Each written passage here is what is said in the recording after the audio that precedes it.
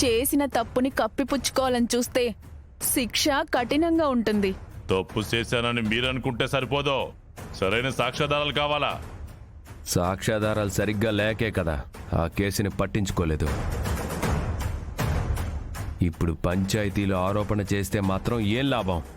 నిండు నూరేళ్లు బతకాల్సిన మా అక్క అర్ధాంతరంగా ప్రాణాల్ని వదిలినప్పుడు కాలం తీరిందని కబుర్లు చెప్పారు.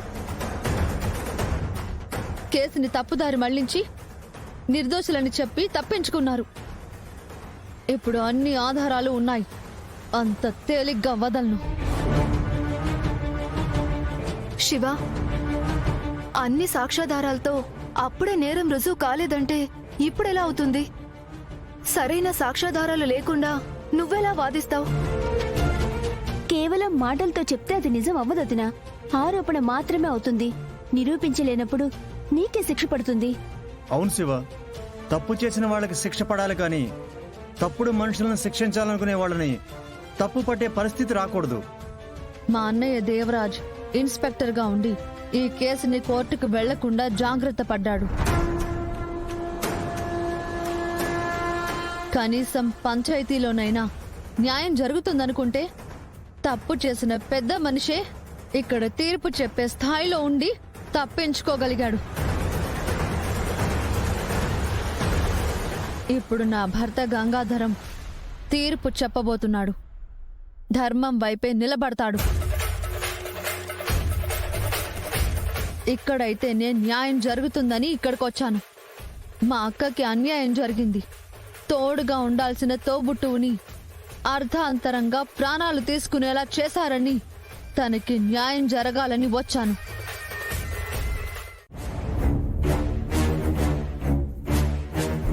చిట్టి మరదలు సరదాగా కోరిక కోరుతున్నట్టుంది. ఆ ఊరికే తేలవమ్మా. శివపార్వతి గారు, మీరేం చెప్పాలనుకుంటున్నారో పూర్తిగా చెప్పండి. చెప్పమ్మా, మీ పెదనాన్న మీ అక్క చావుకి కారణం ఎలా అయ్యాడు? మా అక్క బాగా చదువుకొని కలెక్టర్ అవ్వాలని కలలు కంది. కాని పెద్ద మనిషి ప్రదీప్ అనేవాడితో కలిసి వ్యాపారం చేసేవాడు. వాడు మా అక్క మీద కన్నేశాడు. ఇదేంటిది? పిల్ల నచ్చిందని చెప్పాడు, ఈడు జోడు బాగుంటుందనేసి పెళ్లి చేసినాను. తప్ప చేశావు, కానీ నువ్వు చేసింది పెళ్లి కాదు, మోసం.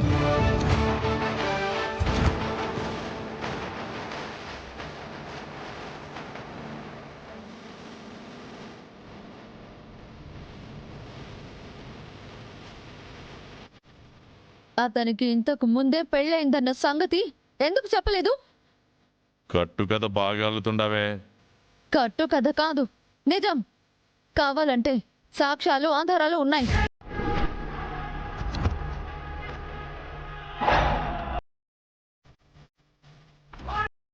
చూడండి.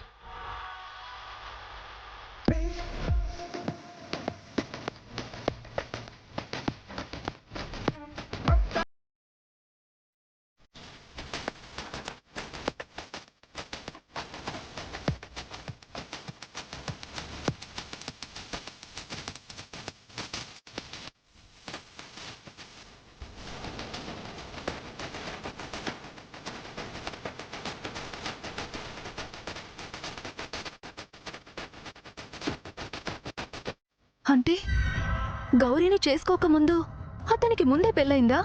అవును.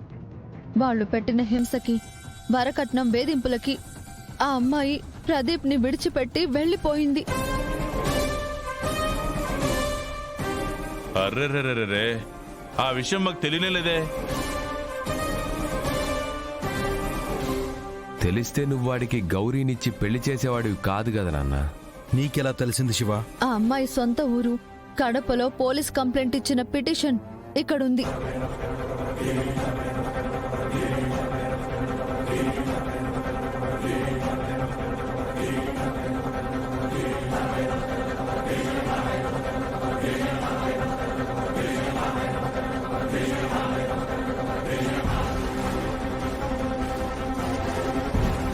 వాళ్ళ నాన్న తన కూతుర్ని వేధిస్తున్నాడు అని పెట్టిన కేసు ఇంకా క్లోజ్ అవ్వలేదు.